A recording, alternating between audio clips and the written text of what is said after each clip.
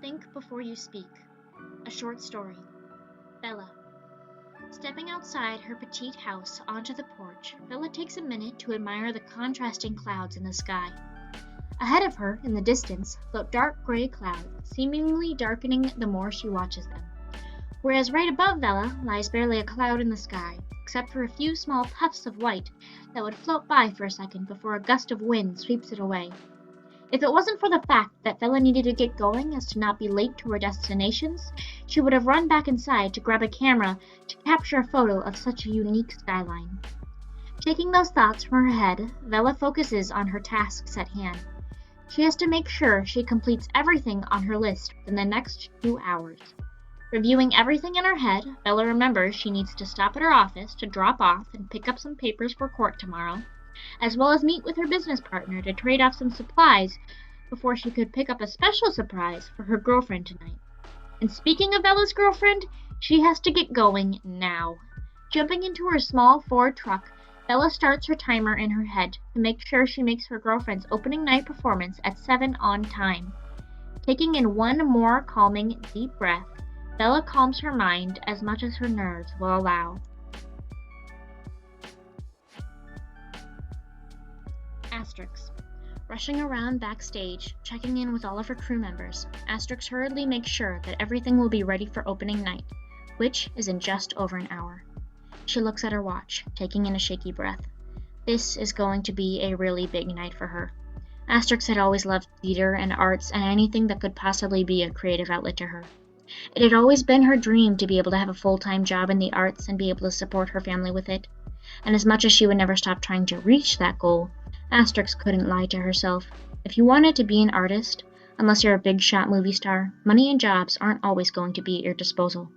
But even with the odds not always in her favor, if Asterix plays her cards right tonight, she might finally be able to make her dreams come true. Tonight, Asterix will show one of her first professional plays, both written and directed by her own hands. Asterix knew she could never be an actor.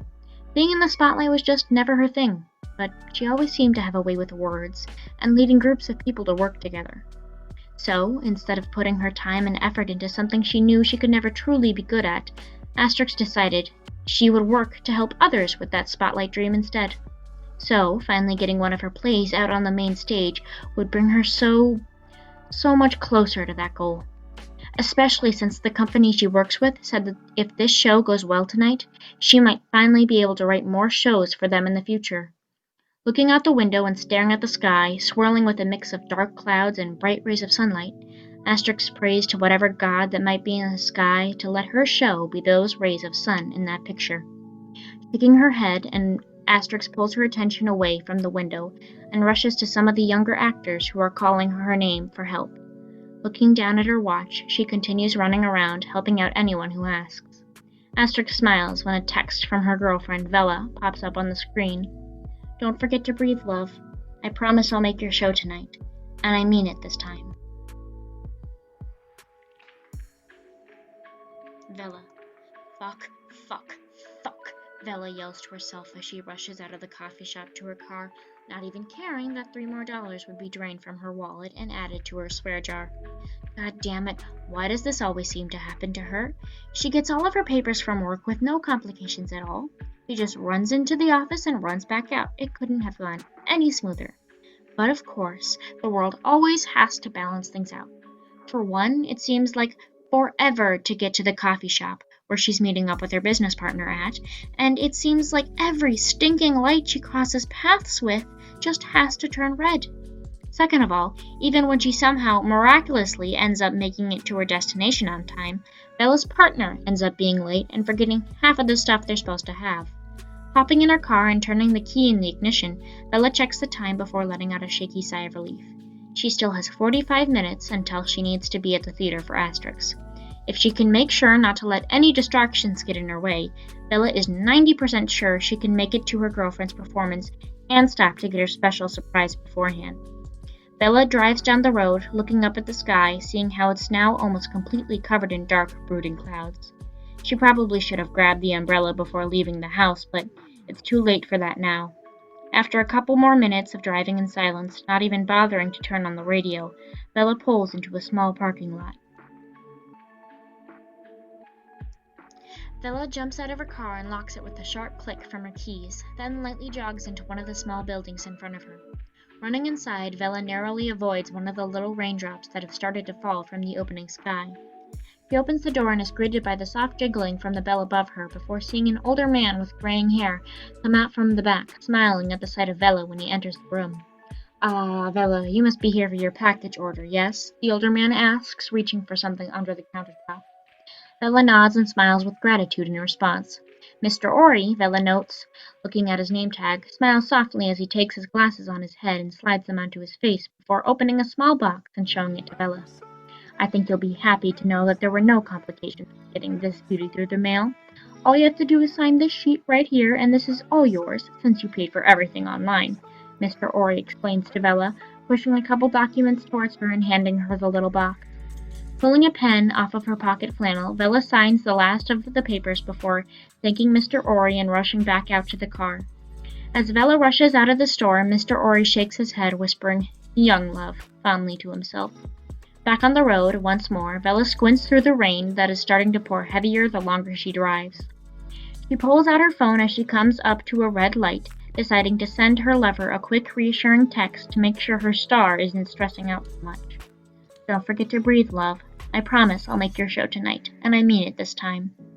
As she hits send and hides her phone back in her pocket, Bella faces the road and lets out a blood-curdling scream. Asterix. Staring at the empty seat next to her, Asterix feels a mix of emotions all at once. On the one hand, Asterix is hurt, angry, and pissed. This could be one of the biggest moments for her playwright career, and her girlfriend, who is supposed to be her #1 support right now, is nowhere to be seen. Even after she promised she would make it, despite her never being able to attend any other one of Asterix's directed shows. On the other hand, Asterix is ecstatic. From everything she had seen tonight, from the moment she said her last good luck to her cast and crew, the show went off without a hitch. The audience seemed to love everything it was seeing, and from her perspective, there were no hiccups in the show that anyone could have noticed.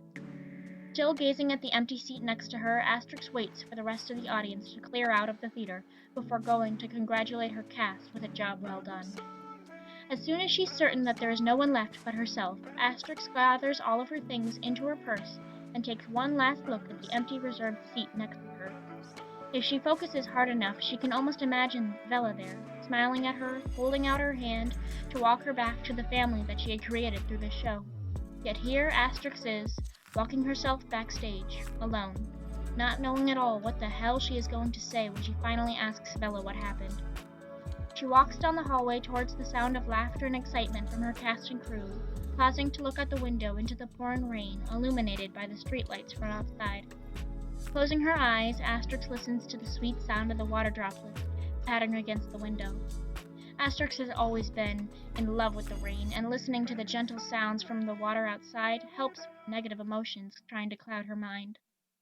After taking a moment to breathe, Asterix walks back to the green room to be enveloped by a large hug from her adoptive family.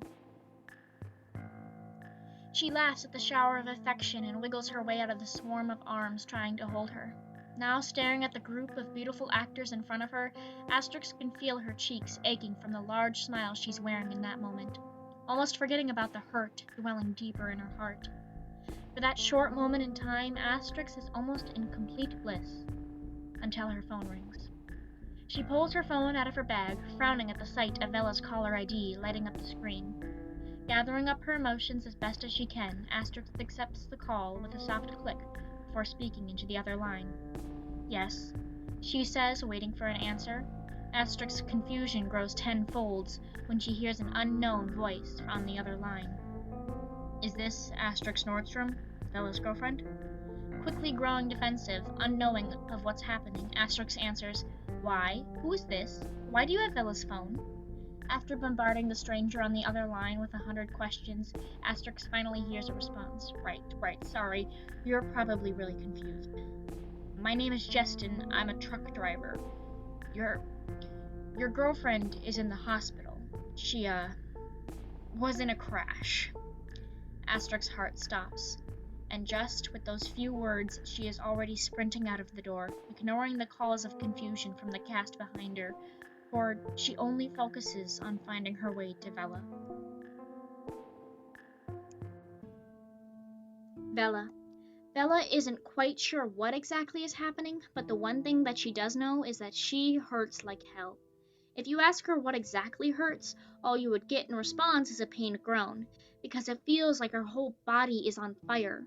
What hurts the most is probably her head or leg.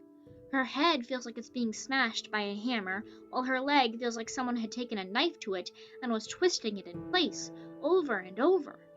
Slowly coming to her senses, Bella feels herself moving, then her body lying down on a bed. Also, it's really fucking loud and bright, making her strain her eyes against whatever burning light is blinding her. Bella somehow comes to the conclusion that she's inside an ambulance. Straining to turn her head to the side, Bella can feel that her hair is damp with moisture, from what she thinks is either rainwater or blood, or both. She winces in pain as someone shines a flashlight in her face. Bella is hit with a wave of dizziness and nausea before her vision goes dark once more and she passes out. When Bella wakes up again, opening her dark eyes, she's gained some more awareness of her surroundings, and the pain isn't as overwhelming, but she still has no idea what's going on. This time, Bella feels that she isn't being moved around anymore, but is still lying down on a bed. Eyes still closed from pain, Bella hears the steady beeping coming from her left. She strains her eyes open to see the outline of a petite blonde girl sleeping on her bedside next to her. Holding her hand, feeling nauseous all over again from the light, Bella closes her eyes once more, but not before whispering out the name of the young girl sitting next to her. Asterix.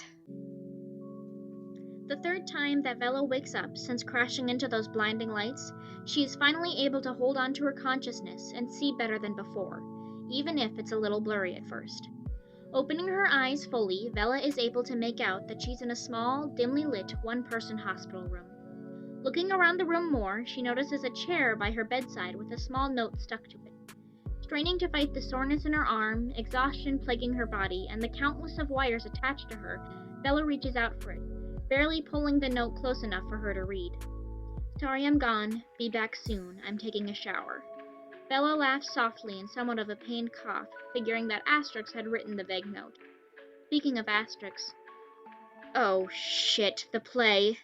Sighing in pain, Bella leans her head against the pillow on the back of her bed and tries to think about what she's going to say to Asterix.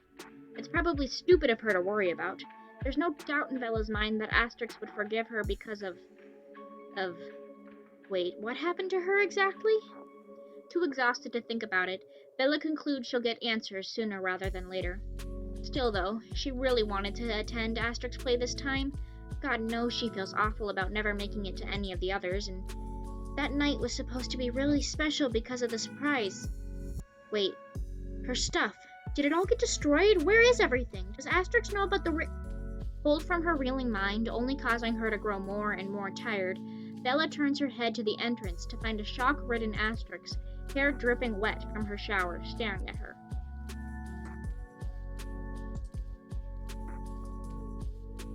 Hey, babe, Bella croaks out, only now realizing how sore and dry her throat is. Dropping her bag, Asterix quickly rushes over to Bella, sitting down in the chair next to her bedside. She holds Bella's head in her hands, trying to hold back choked tears.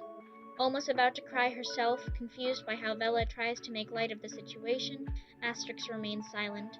Bella chokes out, "What a greeting! I can't remember the last time my lady ran to me like this before."